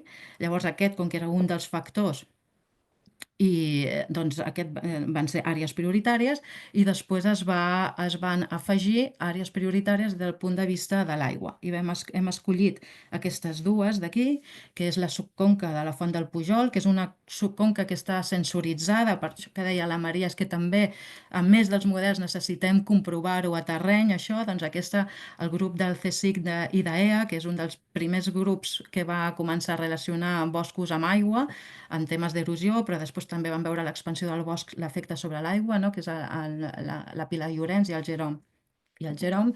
doncs ells tenen sensoritzada aquesta conca, ens va semblar molt interessant afegir-la, i també en el cas aquest de municipis que depenen, que no estan connectats a la xarxa, doncs Sant Llorenç de Morunys és un d'aquests, i una part de la conca que abasta el municipi doncs, també s'inclourà. Un cop sabem on es faran les actuacions, quines actuacions i a on, cal calcular-ne l'impacte seguint la metodologia que vam fer, i en aquest cas doncs, tenim que aquest primer PROMAC, perquè n'hi pot haver més a la Vall de l'Or, el primer doncs, es generen 107 crèdits climàtics, i cada crèdit climàtic, que equival a una hectàrea més resilient durant els propers 15 anys respecte a no fer res en aquest territori, és d'una generació addicional de 34 tones de diòxid de carboni fixades, 2.555 metres cúbics d'aigua i un augment del 26% de la capacitat d'acollir biodiversitat d'aquest bosc, que es mesura amb l'índex de biodiversitat potencial. Llavors això, a vegades no ens fem la idea també del que vol dir aquests números. Són 170 metres cúbics any per hectàrea actuada, 17 mil·límetres, perquè pugueu valorar si és molt o si és poc, 18.000 metres cúbics a l'any pel total del PROMAC, que si imagineu si això ho concentrem dintre la conca de Sant Llorenç, per exemple, doncs potser sí que ja comença a tenir un impacte en aquest municipi. I en general, el total seria, per aquests 15 anys, 273.000 metres cúbics d'aigua, que representen 0,27 hectòmetres cúbics. Si tenim en compte que a la conca del Cardedeuenc són 80, potser no és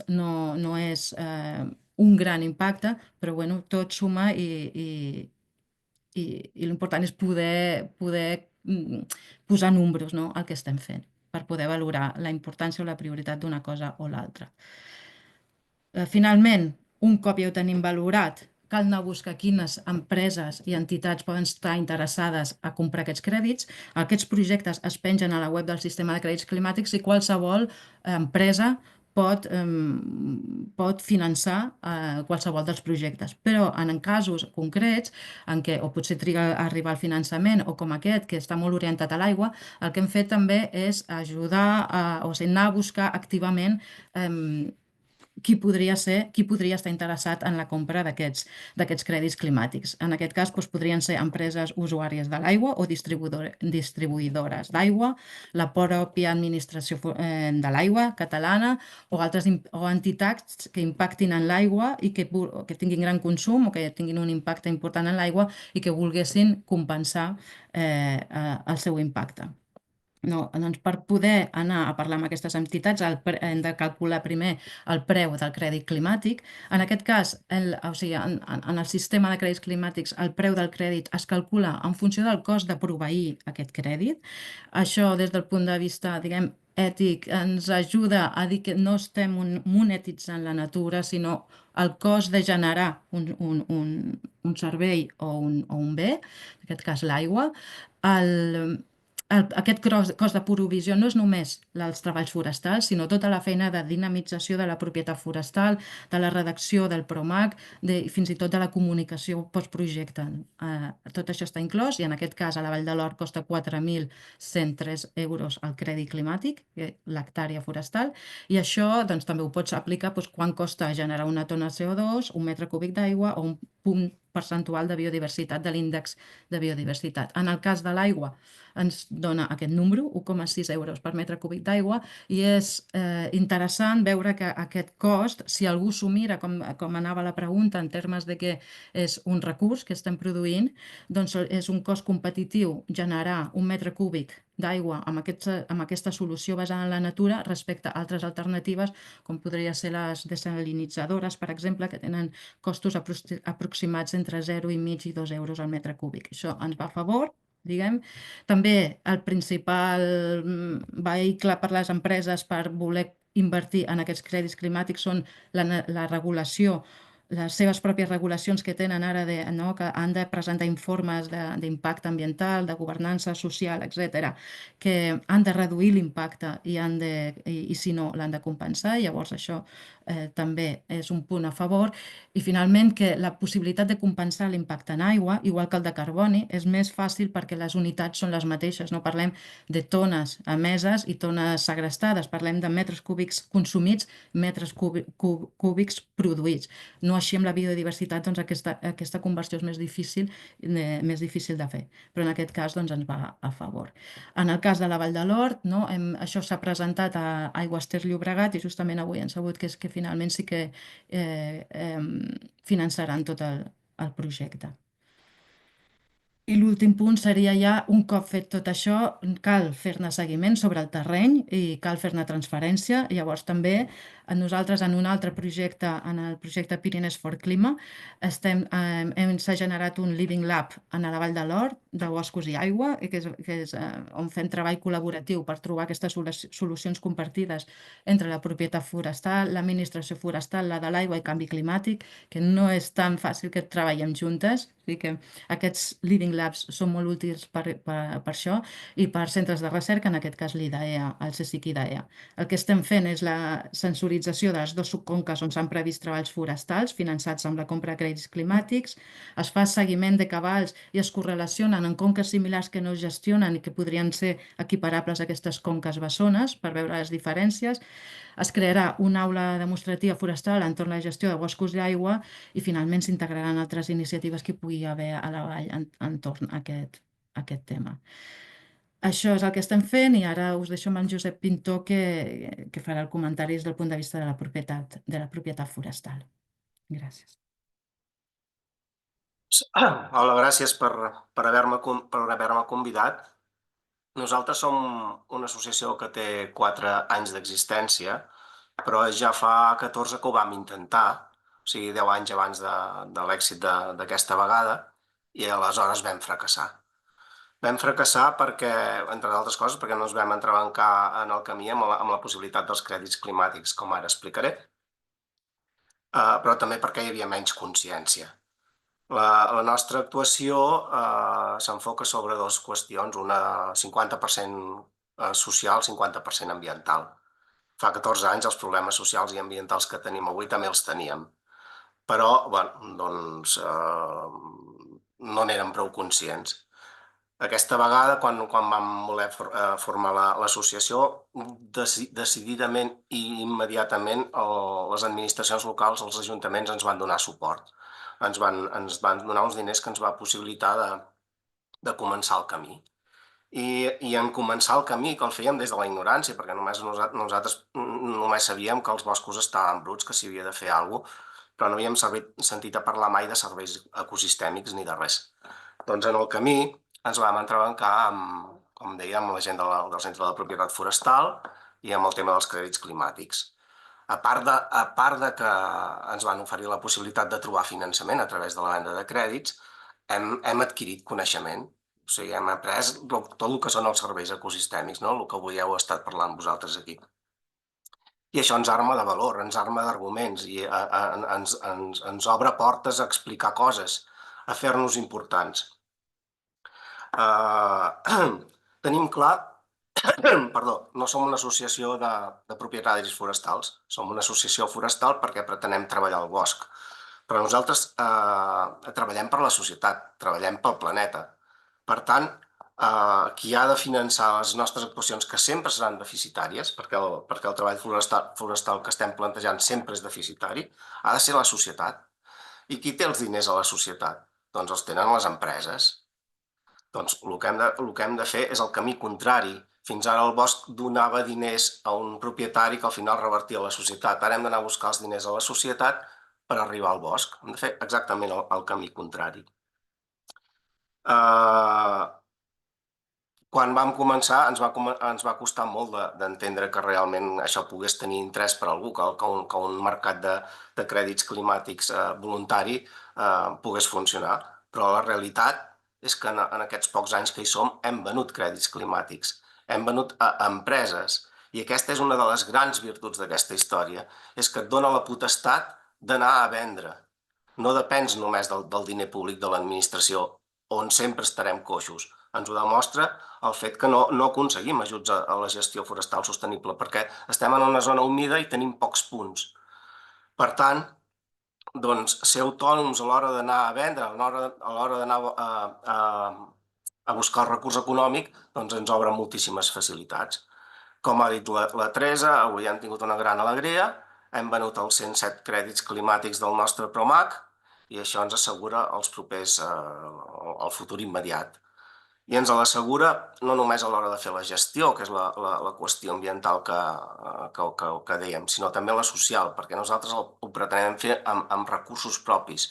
Pretenem tenir gent formada nostra, gent del poble, amb la intenció de millorar tota l'estructura socioeconòmica, o intentar-ho. Bé, això és una mica el que us volia dir. Per nosaltres és un canvi de paradigma total. Doncs moltes gràcies, Jordi, i també gràcies, Teresa, per la vostra intervenció. Hi ha un parell de preguntes adreçades a vosaltres, però abans de llegir-vos-les, podria dir-vos que al xat us he compartit una enquesta perquè valoreu el webinar d'avui. És que com veig que algun assistent ja està marxant i m'interessa bastant que pugueu tots respondre a l'enquesta, que és superbreu, garantit, que és molt ràpid de contestar-la, és sobretot de cara a organitzar les properes jornades del projecte, que com a lliçó après avui jo em porto ampliar una mica més l'horari, perquè anem justos de temps i em disculpo per això. Però les ponències han estat molt interessants i per això aquestes preguntes que començo amb la de Berta Alcalde, que diu, bon dia, no sé a qui em podria respondre això. Aleshores jo el que dic és també que si els ponents anteriors es veuen identificats, que obrin el micròfon i responguin. Però, en principi, vosaltres, Teresa i Jordi, a veure si podeu respondre, que diu, si la massa forestal de base presenta ABS, que això és àrea basal, jo no soc tècnic, però entenc que és àrea basal, molt baixes i precipitacions menors de 400 mil·límetres, entenc que no seria recomanable fer molta gestió forestal, però arribar a no gestió seria una bona opció. Si fos PROMAC, entenc que únicament es podria incidir en la prevenció d'incendis. No sé si Teresa, Jordi... No, sí, o sigui, el que s'ha de fer primer és anar a valorar, això com bé diu, no? Fa falta gestionar, o sigui, tens algun guany amb la gestió o no, perquè no sempre tens un guany, no? Si tens poca àrea basal, no ho sé, pot ser una zona post-incendi, per exemple, que tinguis una acumulació de molt regenerat, encara que plogui poc, no? Tu allà, com bé dius, per prevenció d'incendis i també per segrest de carboni, podria ser que fos interessant accelerar aquest procés de les aclarides, fer una aclarida per poder avançar la massa i que ja generi pinyes abans i si pateix un altre incendi doncs hi hagi més possibilitat de regenerar o si és una massa molt jove en temes de biodiversitat poca millora es pot fer, però també es podria valorar si té interès i si finalment és una massa si no fos aquest cas, que fos una massa descapitalitzada que s'hi ha fet una intervenció fa temps molt gran i que no ha regenerat, doncs sempre et pots plantejar també una plantació d'enriquiment, si fos el cas, no? Però clar, això s'ha de veure, o sigui, i l'alternativa de no gestió també pot ser, si no, vull dir que el que s'ha de fer és estudiar en cada cas. Perfecte. Perfecte. El Pau també té una pregunta per vosaltres, que diu, si he entès bé, el PROMAC Vall de l'Hort, el cost de 4.103 euros de crèdit climàtic es fa per servei directe, oi? Es calcula cost actuació forestal més redacció de projectes més altres, com dinamització, i a posteriori es fa el càlcul a la inversa per implicar el cost, ha de ser això, tonelades CO2, més increment M3, jo no soc tècnic forestal, està clar. Sí, ja t'he dit, ja està, jo crec que ho he entès. Després diu més increment, percentatge de biodiversitat. És així, oi? I també diu, finalment, els 4.103 euros és euro per HA, això no sé el que és, actuació, per actuació. El crèdit climàtic inclou IVA o altres impostos? Euro per hectàrea, vol dir. Hectàrea. Sí, o sigui, tal com està muntat ara, cada PROMAC té un cost diferent i, per tant, el cost del crèdit, el preu del crèdit, és diferent en funció de les actuacions que es preveuen i dels costos que hagi tingut muntar aquest projecte. I sí, inclou la dinamització de la propietat, inclou la redacció del PROMAC i, depenent del projecte, inclou la direcció d'obra, això sempre, la direcció d'obra, un percentatge de costos de transacció per l'associació o l'entitat que promou, i el marcatge de la tallada o la formació dels treballadors i, finalment, la comunicació, depenent del projecte, entra o no entra dintre d'aquest cost, no?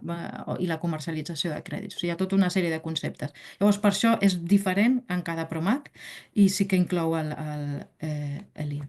I després, un cop tu calcules per hectàrea, doncs sí, dius, aquesta hectàrea em genera tantes tones, doncs jo divideixo el cost que m'ha costat pel nombre de tones, el nombre de metres cúbics o el punt percentual d'índex de biodiversitat.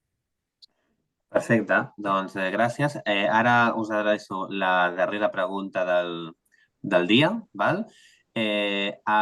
Però vull dir-vos, ara quan després de respondre aquesta pregunta farem la cluenda del projecte, tenim un parell d'anuncis de jornades que estan a punt de passar, que poden ser del vostre interès. Jo havia anunciat al principi del webinar que faríem una breu dinàmica final, que al final, com ja anem endarrerits de temps, la reservem per una altra propera jornada, val? I ja està, val? És a dir, estem a punt de finalitzar. L'última pregunta del dia és, de part del Carles Fanyanàs, diu, per avaluar l'eficiència dels models hidrològics cal contrastar amb amidaments? Hi ha molts pocs aforadors. On i com aconseguir-los i instal·lar-los? I cartografia hidrològica que sigui fàcilment disponible al ICGC? No sé si la Maria pot respondre més a això. Nosaltres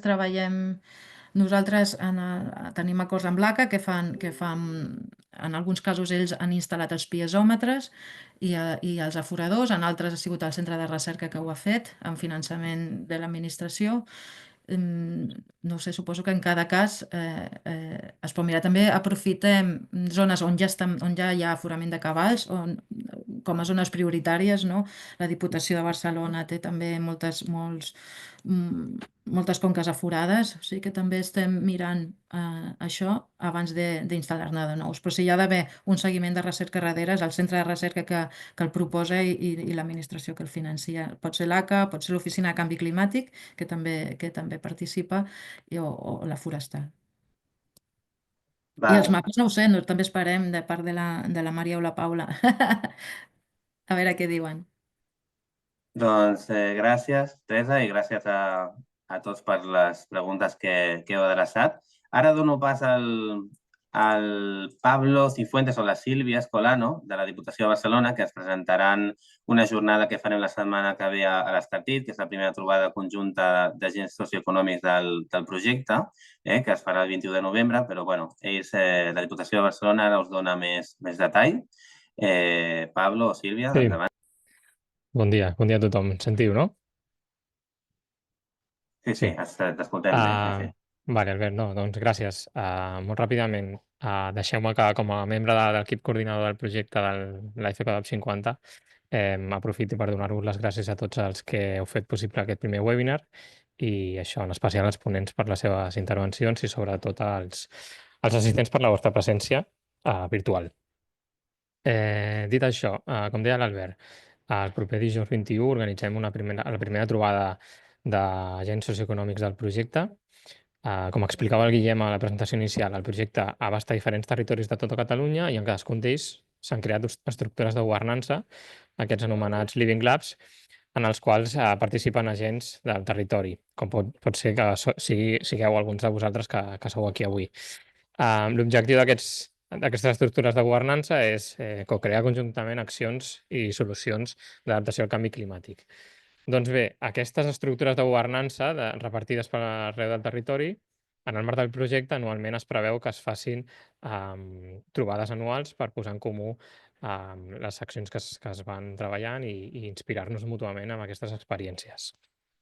Aleshores, aquest proper dijous, ara us deixo informació en el xat de la trobada. Bueno, veig que la Sílvia ja va fent, però jo tenia aquí resumit una mica tot plegat. Però això, l'objectiu d'aquesta trobada, com us deia, és posar en comú experiències i inspirar-vos, i només destacar que dintre d'aquesta jornada es faran taules de treball dels diferents sectors del projecte. Dintre d'aquests sectors, en l'agroramader, forestal, pesquer i turístic, doncs, evidentment, el forestal tindrà una taula en concret. I després a la tarda també farem una visita a accions que s'estan executant ja en el cas del sector pesquer, perquè aquell dia és el Dia Mundial de la Pesca i ja aprofitem per fer tot plegat. Us he deixat també en el xat l'adreça electrònica de contacte del projecte. Si teniu qualsevol dubte, tant sigui de la jornada com d'alguna altra cosa, doncs aquí estem a la vostra disposició i res més. Moltíssimes gràcies per aguantar i per la vostra atenció. Doncs moltes gràcies, Pablo. Doncs ja ho tenim tot dit per avui. Recordar-vos, sisplau, que ens feu el favor de contestar a l'enquesta, que és important per nosaltres de cara a organitzar les properes sessions, que com hem avançat al principi, doncs en venen moltes i esperem que siguin tan interessants com avui. Jo us he dit que teníem ara per finalitzar l'anunci d'un parell de jornades. El Pablo ha dit la primera relativa al projecte, però jo també aprofito per comentar-vos, per si és del vostre interès, que la Cambra de Comerç de Barcelona organitzarà una jornada tècnica sobre el reglament de desforestació de la Unió Europea, a qui afecta i com preparar adequadament l'empresa per al seu compliment. Aquest esdeveniment es farà el 28 de novembre de 4 a 6. Podeu trobar més informació a la web de la Cambra. No disposo ara de l'enllaç d'aquesta jornada que m'acaben d'avisar. Per part del projecte, també la propera acció formativa, és a dir, com en el paquet de formació que avui organitzem al webinar, doncs serà un taller presencial al Parc Natural del Montseny sobre activitats turístiques i conservació del patrimoni natural per adaptació al canvi climàtic.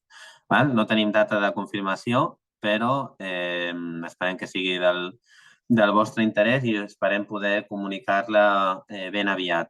Sabeu on trobar aquesta informació. Us he compartit també pel xat a l'inici del webinar avui diversos enllaços de la web del projecte, de la web de la secció del projecte de Cambra, també de totes les xarxes socials del projecte. Allà anirem anunciant les properes jornades que s'organitzen i res més. Agrair-vos molt la vostra assistència, l'interès per la jornada d'avui, agrair també als ponents que han participat. Hem tingut molts assistents avui i això es deu a la qualitat dels ponents, i per tant agrair-vos que hagueu participat i res, esperem que la propera sessió que organitzem també sigui del vostre interès. Moltes gràcies i fins la propera.